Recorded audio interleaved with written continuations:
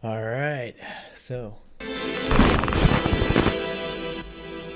starting this baby off with a G Fuel tutorial. Welcome, guys, welcome. So, I've been getting a lot of requests that people don't know how to make the proper G Fuel drink. So, I'm going to show you guys how that's done. So, step one, you're going to want to take a glass of about 8 ounces of water. I would suggest more water, but this is big as the glass. This is as all right. This is not an English tutorial. I'll just set that straight right away. I would suggest more than 8 ounces of water, but this is all I got.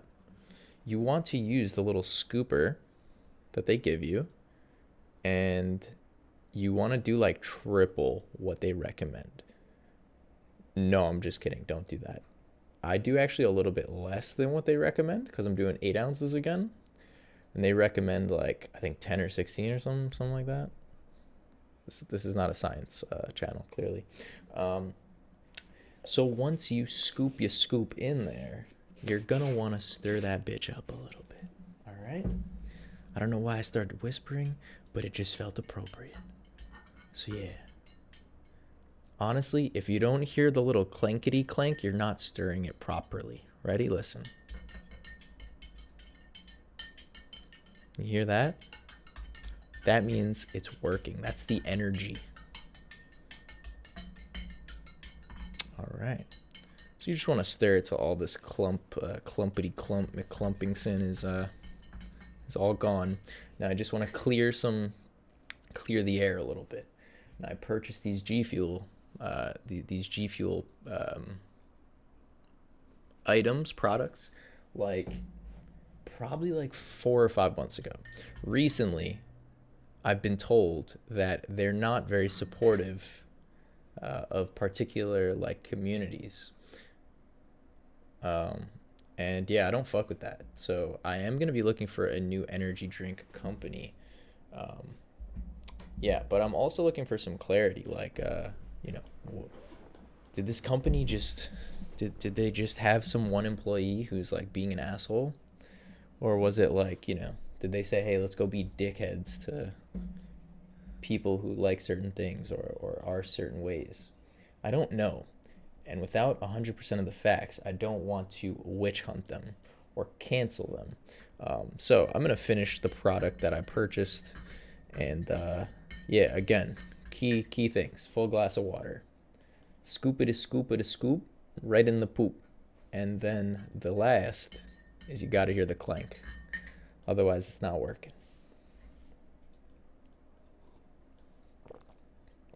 That's some tasty snow cone flavor. Oh yeah. Okay, so what we're actually here for is my first ever patch rundown. We're doing 10.23 Team Fight Tactics patch rundown. Y'all ready for this? So, by no means is this a perfect interpretation or explanation of the patch, but it is my explanation from a high platinum to low diamond elo player's perspective. Just a little fun fact, I did touch top 1% in TFT in North America. Not that good. I aim to do much better than that. But I feel like it's just on the cusp where I can discuss these things and give you guys a decent understanding of what's going on. So, without further ado, we have Welcome Fortune Chasers. We're getting creative with a few of our buffs and nerfs this week, with a few changes approaching the rework territory. So Xin Zhao's spell is getting significant changes that should make him a viable AD carry for Warlord compositions. That's cool. We're also curbing Aphelios' unhealthy attachment to Rage Blade by removing his turret's ability to trigger on-attack effects and generate mana. So Aphelios, he's been pretty non-existent. When he is played, yeah, it is with a Rage Blade. When he's successful, I should say, it's with a Rage Blade. Finally, and arguably the most exciting change of the patch, we're adding more loot tables for Fortune 10, 11, and 12 round loss streaks. So anyone who's seen any of my content that's fortune related, I am not. I have a mixed feeling. Let's be honest, because it feels real bad when you never cash in on these loss streaks. But if you consistently win streak the whole time and never even go for a loss streak, fortune is like very solid. It's like kind of, it's like busted, kind of overpowered. Um, Also, it is overpowered on these loss streaks if you can cash in on it. If you're stuck in the fortune trap and your team ends up being too weak and you don't roll the proper units, this is a death trap. It is a fast eighth every time. But I'm down to go for this shit at the same time. So let's, yeah. So, kind of cool. At least they're buffing it. They're buffing the losses, I suppose. So if you hit one of these, it should be like a top two. Um, if you cash in on these. Okay. Little Legends. They're adding Little Legends. I don't really care about that. It's kind of cool. All right, nice. Um, this is the overall overview, so I guess we can take a high level look at that.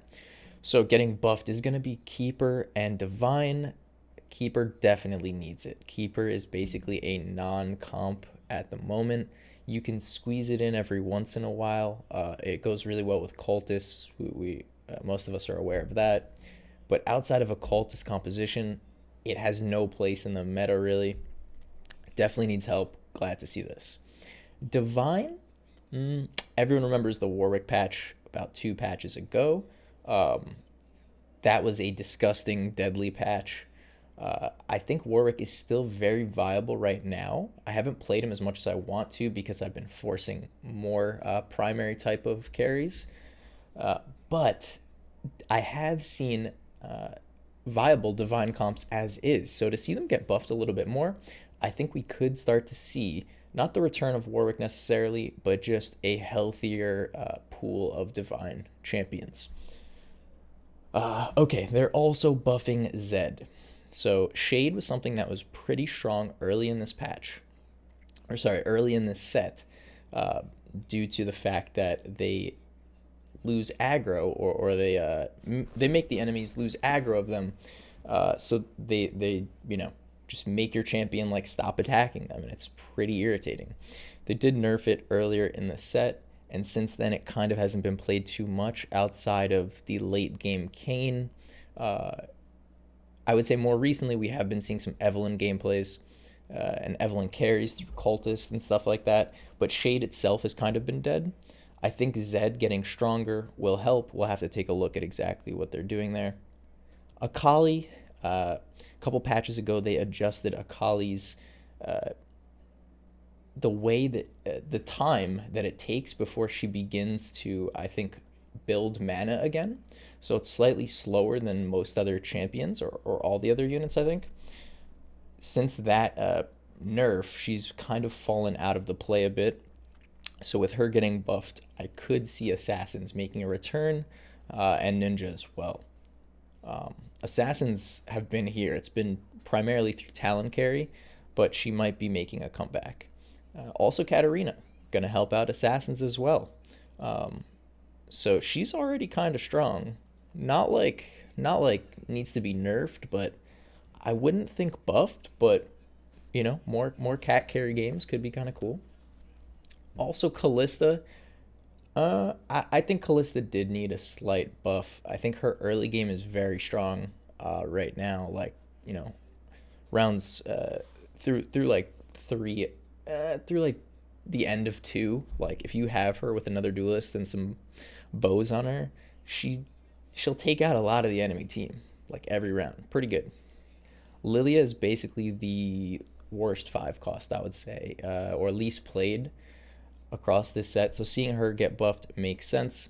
Lee Sin, he's kind of in the middle right now. Like, he's good. He's not bad. He's probably more good than bad, honestly. He's pretty good. So to see him get buffed, kind of hyped for that. I always like that 5 costs should be as influential and strong as possible. So I guess it's fair. And then Kayn. So Kayn and Zed, 2 Shade units getting buffed. And we already said Evelyn was, we were seeing her carry some games. So Shade, I think, is going to be a a very, very viable and strong composition coming into this next patch. Probably going to depend on what you supplement it with, but I think it's going to be a good one. Now, getting nerfed, we have Hunter, which probably needed it. Hunter was a very, very strong comp. Very, very strong comp. Ashe, beautiful. Disgusting. So good to see Hunter nerfs. I think it's healthy for the game. We'll have to see exactly what they're doing with that. Dazzler also needed a nerf. So to see Dazzler getting nerfed is good because I think Dazzler is supposed to be like a trait that complements other traits. And it kind of became like a staple where Dazzler was pretty important. Morgana was seen in many, many comps. Lissandra started to see more play. Ezreal gets a lot of play. Lux, huge Dazzler. Those were all pretty good units, the exception of Liss probably after the early game. Then we have Talon getting a nerf. Absolutely needed it. Talon was running amok. Of course, there were ways to counter him, but overall, I think overperformed. So glad to see that. Ashe, kind of same thing. I think slightly less than Talon. Like, I rescind that statement. They're kind of equally carrying. So definitely needed the Ashe nerfs. And then Warwick. This is kind of a weird one to see because I don't think he's overperforming at the moment from my perspective. But I could see why they might want to nerf him. Just since of like what they already saw, to be honest, like in previous patches and stuff. We kind of talked about how Warwick was disgusting before. I don't know if they're sort of assuming that he might fall into that higher overperforming category with everything else happening, so they sort of just tuned him down a little bit. I'd like to see exactly what they're doing here though with that. So kind of a question mark for me. And then adjusted doesn't mean anything. We got to check out what they mean later on. And reworked. Okay, so get me out of here. Oh, it's the back button. It's not the back button. It's the back button. Okay. Little Legends, again, beautiful. Unless I randomly get them out of a gifted egg or whatever, I ain't buying it. It's kind of fire though, not gonna lie. Okay, I'm not buying it. Don't take my money. Stop it.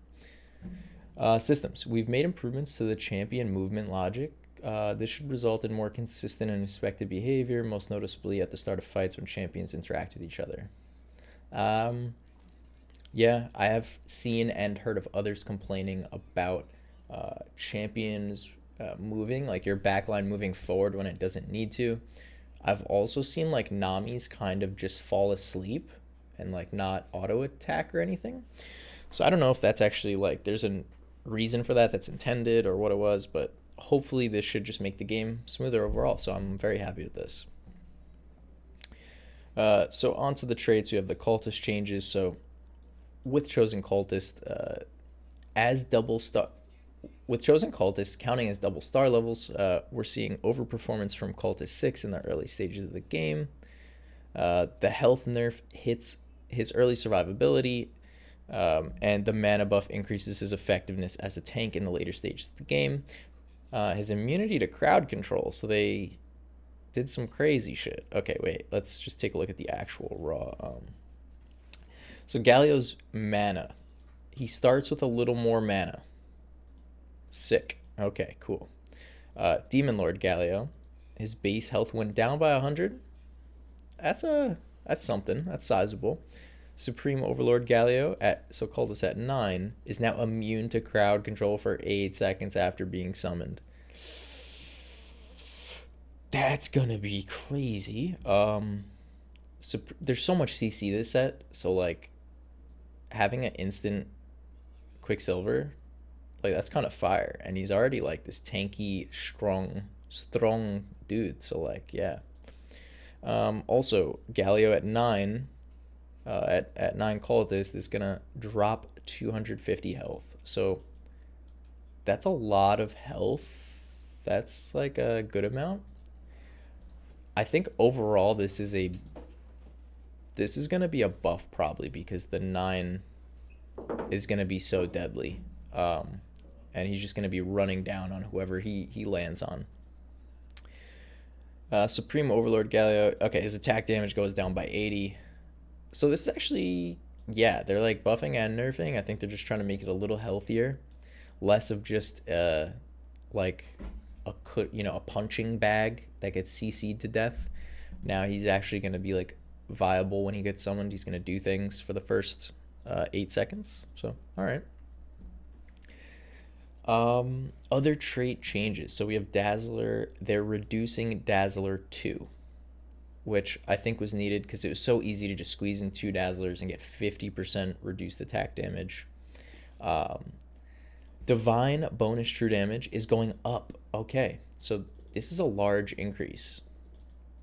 This is going to be good. This is going to be cool. I like divine units too, so it'll be nice to see that they're a little more viable. Now, divine bonus true damage and damage reduction duration. So the duration is going to go down at 2, stays the same at 4, stays the same at 6, and it's going to go up by 2 seconds at 8. 2, 4, 6, 8. I don't see anyone play 8, so maybe this will give them more reason to. Especially with the pretty big damage and true damage and damage reduction buffs. Okay, so Hunter, this is an important one. So Hunter bonus damage is going to be going down at level 2 by 25, which is pretty sizable.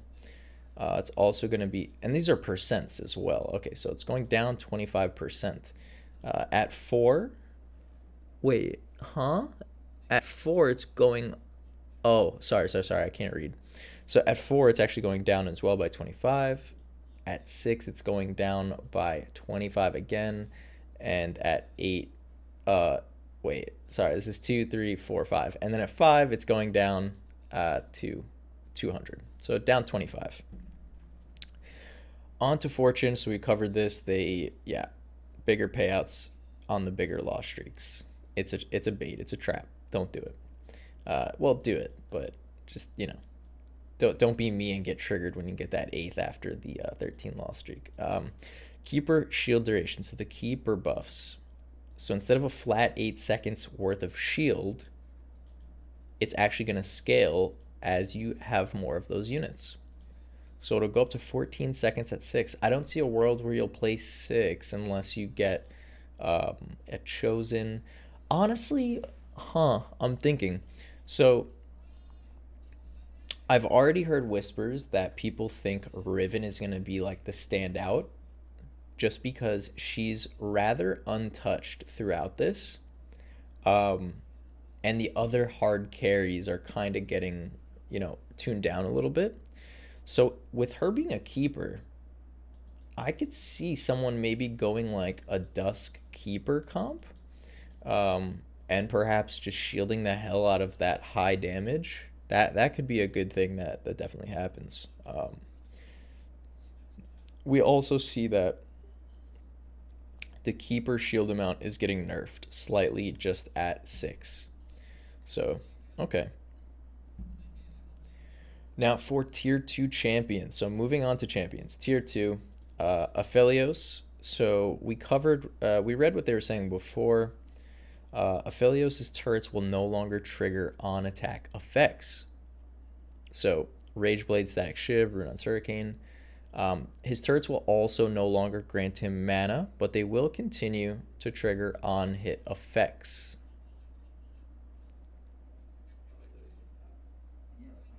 Oh, on attack effects. Okay. On hit effects. So, okay. Now, Aphelios' starting mana is going to be 90 out of 180. Oh, wait. Whoa. Wait a second. His starting mana currently is 90. It takes 180 to cast. They're tuning that to 40 and 80. So, this is a massive buff here. His attack speed's going up as well. Aphelios is going to be worth to put in, whether it's even if it's just as a placeholder for while you're looking for those better hunters. But this is going to be an early, this is going to be a solid unit. Like a chosen hunter Aphelios, I will pick that up now. Or a Moonlight Aphelios, I'll pick that up.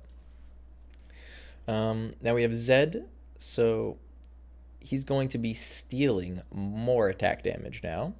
So at level 2, And level 1, he gets a bit of a buff there. And the bonus damage is also going up at level 1. All right, kind of cool. So Zed, again, Shades, look out for him. Now tier 3, we have Akali. Attack speed is going up by a fair amount. I don't know if this is quite the nudge she needs, although this is sizable, so it might be good enough. This is, she's already, like, she's not bad. She's just not the Akali that she was before they made those slight changes to the way her mana works, or like her cast speed. It's something like that they adjusted, tuned down. This might put her in a better spot where she's actually a more consistent carry again. And now Katarina, everything is the same except damage at level 1. I mean, anytime I had a Katarina 1 early in the game, if she casted, she would not one shot, but she would take everyone down to minimal HP. So I guess they're trying to just ensure she always kills things at level 1. Like, I guess that's it. Like, that's not even her problem usually. It's usually the fact that it just takes her a while to get to ulting. Like, I remember hearing Bebe Auto Chess. He was saying, like, he never plays Quicksilver on Katarina because by the time Katarina ults, the Quicksilver's already expired, so they could just interrupt her. It's kind of like same thing where, like, we don't need more damage. I don't think that was her issue. It's just she's inconsistent due to the fact that it takes her a while to get going. So one way we can think about this is maybe now that she has a little bit of a damage buff early on, maybe mana items are more prioritized on her rather than just AP and crit. So maybe that's something to take into consideration. Now we also have Callista getting a bit of a buff. So nothing at 1 or 2, but at 3 she gets an additional % on each spear that she throws. So what is the math on that? Can we get a calculator? How many spears less is it going to take? So 100 divided by 8. So it used to take her 13 spears to body someone at full health. Wait, that's not the clear button. And now it's going to take her 12. So it's going to take her 1 less spear. That's pretty sizable, I would say. 1 less auto animation. The thing is, usually people are losing health too, so it's, unless they're full health, it's only going to be this. But this will be good to counter any thick comps. But again, how reliable is getting a Callista 3? Only going to get it every once in a while. And then we have Kennen armor. Okay, so Kennen's getting a buff. His armor goes up by a solid amount, by 50%. That's pretty big. And then Kennen magic resist goes up as well. The thing is, I think he's another unit where it takes a long time for him to cast. So I think a lot of times he often dies before he can cast. So I think they're trying to just give him that little bit of durability where he'll get his cast off and do all that great AoE and CC. Now also, he is not getting touched at 1-star, 2-star, but at a 3-star unit, he is getting a 150 damage buff. So I've seen some 3-star Kennens, and they're disgusting as is. So this one, look out for this one. This might be a big boy. Again, another keeper. So Kennen Riven might be the way to go in this upcoming patch. Keep that in mind. So Xin Zhao, this is something I'm very hyped about because Xin Zhao is just a 3-cost. Should be a fairly strong unit. It's pretty cool. I like the duelist trait. I like the warlord trait. The thing is, Xin Zhao was just worthless. Like, he was just a body that gave you warlord, that gave you duelist. He was like a half decent frontline. Maybe if you put like if you full stacked him under the right conditions, surround him with the right units, maybe he'll do something good, but really a underwhelming unit. So this is great to see. So what they're doing is Xin Zhao is going to sweep around him, dealing these much percents of his attack damage to nearby enemies, and he's going to gain 50, 60, and then 70 at level 3 for the armor and magic resist for the rest of combat. Huh? This is like super mega buff in my opinion. So Xin Zhao now has a normal spellcast mana lock instead of having to wait until there's no challenged units. So that means as soon as he casts, he's going to start regenerating mana again. That's going to be really good for stacking that armor and magic resist. Xin Zhao's starting in total mana, so he's going from 0 to 30 to 40 and 80. So he's going to start out halfway there, and then he's going to start at 80. And then his ability is going to be able to crit now.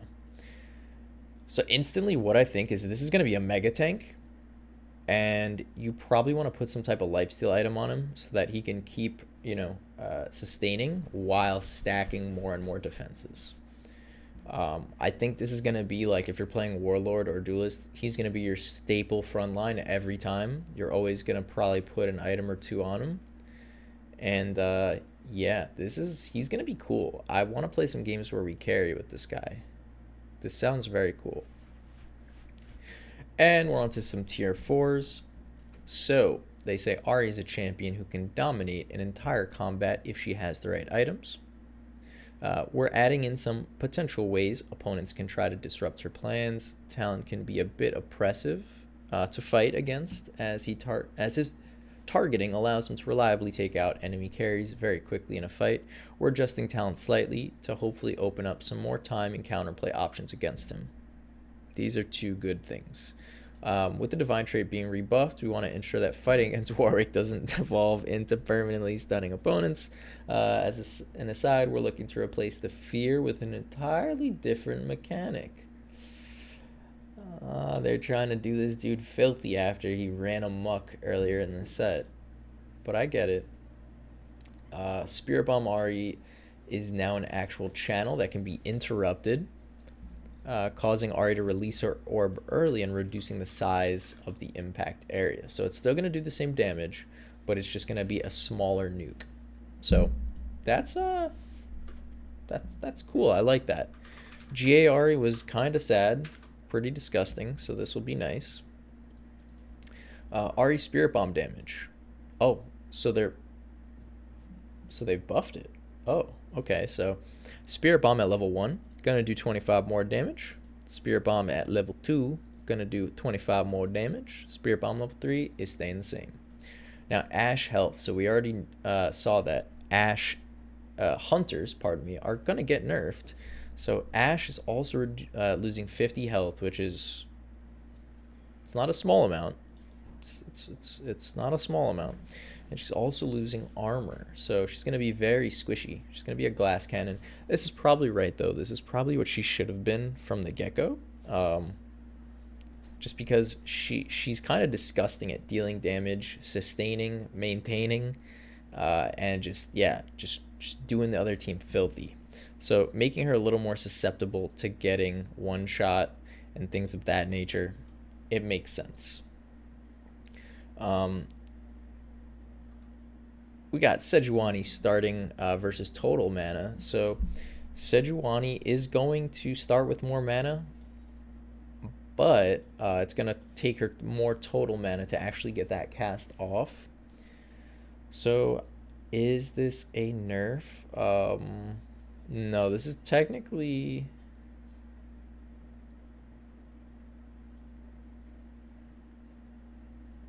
This is technically a buff, isn't it?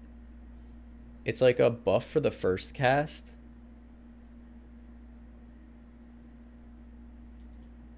Wait, no, it's literally a nerf. It's literally just a hard nerf.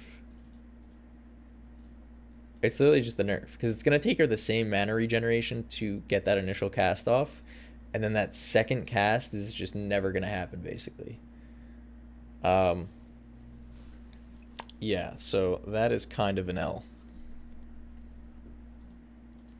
Zono, I'll be ready in probably 4 minutes. You can time me. Also, we have Talon kill reset targeting. So they're changing him from attacking the highest damage dealer to the lowest armor. So it should have a similar effect because typically your damage dealers are not going to have high defenses, but it won't be literally your highest damage dealer. It's going to be maybe your highest damage dealer, basically. So it's like they said, it's going to open interesting ways to try and counterplay against that Talon, that Maniac Talon. Talon also has an increased leap time after getting a successful kill. So he won't just like one shot, one shot, one shot, one shot. He'll one shot, one shot, one shot. All right, so he's not going to just go straight for your carry. He's going to kind of go for the lowest armor. And he's not going to just jump, jump, jump, jump, jump. He's going to do it a bit slower. So good nerfs. Now Warwick Fear Duration. So Warwick's Fear Duration went down from 1.5 to 0.75, so that is a big nerf. That's half the time. At level 2, it's going to continue to be very bad, and then at level 3, it's going to go up to 3 seconds. So it's going to feel real good when you hit that Warwick 3. It's not going to happen too often though, unfortunately. Warwick's Primal Hunger attack speed got nerfed, so more nerfs. Oh my god, these are still pretty high numbers, but he's getting dogged, no pun intended. Fixed a bug where Warwick's cast could fail if he performed a hunter like proc attack during it. Good to know. Now tier 5, we have Lilia starting versus total mana, so she is getting a buff all around where she starts with more and takes less to cast. And now 3-star Lee Sin's knockout punch hits in an area around the primary target and knocks out any enemies directly hit regardless of their board position. That's nutty. 3-star Lee Sin though, like rare, virtually never happens. So, but if you get it though, you're gonna be doing some crazy stuff. And then Kayn. So Kayn Reaper targeting has been adjusted to be more consistent in finding a valid spin target to spin towards. So again, Shade. We got Zed. We got Kayn. Eve. I think that's all of them. Yeah. Could be a spicy comp coming up. And then bug fixes. Spell crits would not work if they connected with the attack. We're already critting. Alright, I don't really care about that. And mobile, the item panel will no longer automatically switch back to the trade tracker when the shop opens, so they'll stop just forcing you to do things. I don't play mobile too much, so not too crazy. But this has been the patch 10.23 rundown, brought to you by Blondmon. Hopefully you enjoyed it. Hopefully you learned something. Hopefully it helps you going into this patch with some general ideas as to what's strong and what's not. And yeah, let me know what you thought in the comment section below. Subscribe if you're not already. Thank you very much for the time you've dedicated to watch this. And yeah, have a great day. Catch you later.